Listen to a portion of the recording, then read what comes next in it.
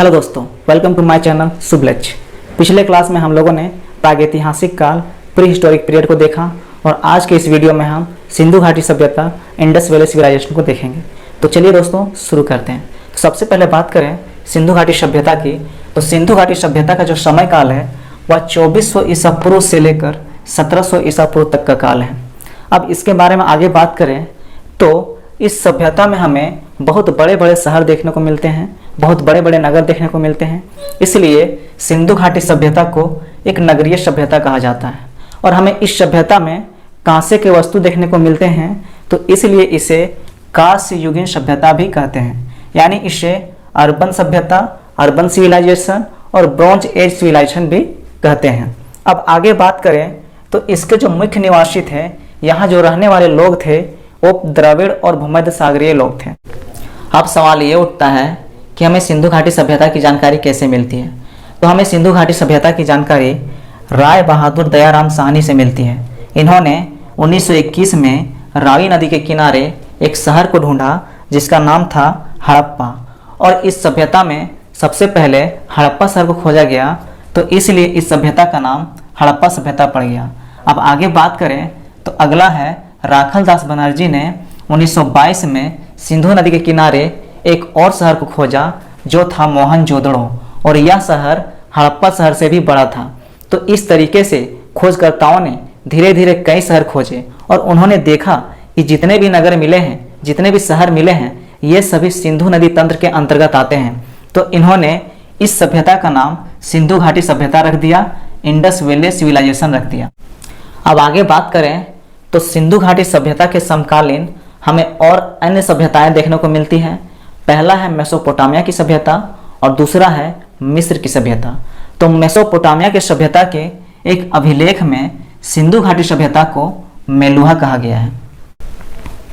अब सवाल ये उठता है कि सिंधु घाटी का विस्तार क्या था, यह कहाँ से कहाँ तक फैला था। तो सिंधु घाटी सभ्यता की विस्तार की बात करें तो यह उत्तर में मांडा तक फैला था जो जम्मू कश्मीर में स्थित है चिनाब नदी के किनारे।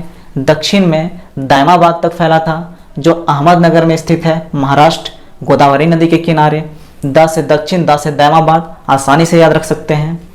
पूरब में आलमगीरपुर तक फैला था जो मेरठ उत्तर प्रदेश में स्थित है हिंडन नदी के किनारे।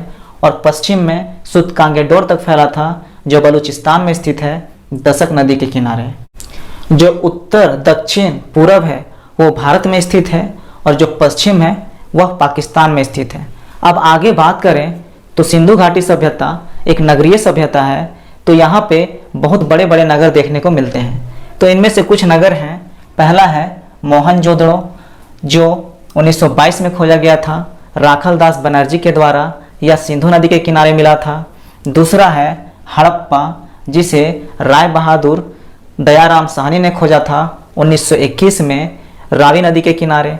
तीसरा है गनवारी वाला, चौथा है धौलावीरा, पांचवा है राखीगढ़ी और छठा है कालीबंगन, जिसके बारे में हम लोग आगे पढ़ेंगे।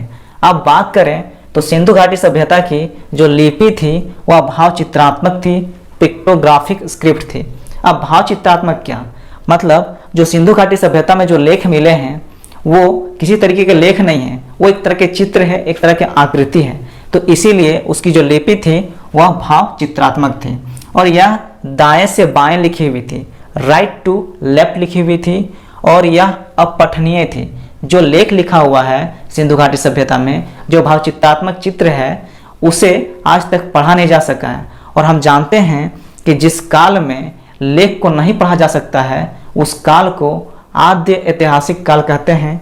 तो सिंधु घाटी सभ्यता आपकी आद्य ऐतिहासिक काल के अंतर्गत आती है। अब बात ये उठता है कि सिंधु घाटी सभ्यता कैसी सभ्यता है, तो एक नगरीय सभ्यता है। क्यों नगरीय सभ्यता है? क्योंकि यहाँ हमें बड़े बड़े नगर देखने को मिलते हैं। सिंधु घाटी सभ्यता कांस्य युगीन सभ्यता है। क्यों कांस्य युगीन है? तो यहाँ हमें कांसे के वस्तु देखने को मिलते हैं। सिंधु घाटी सभ्यता आद्य ऐतिहासिक काल सभ्यता है। क्यों? क्योंकि यहाँ जो लेख मिले हैं वो अपठनीय है, अनरीडेबल है। तो आज के इस वीडियो में हम लोगों ने सिंधु घाटी सभ्यता के परिचय को समझ लिया, इसके विस्तार को समझ लिया और इसकी लिपि को समझ लिया। अब हम लोग नेक्स्ट वीडियो में सिंधु घाटी सभ्यता के बड़े बड़े नगरों के जो आज के क्या लोकेशन है उसके बारे में जानेंगे और उनसे हमें सिंधु घाटी सभ्यता के क्या क्या एविडेंस मिले हैं उसके बारे में भी जानेंगे। जय हिंद दोस्तों।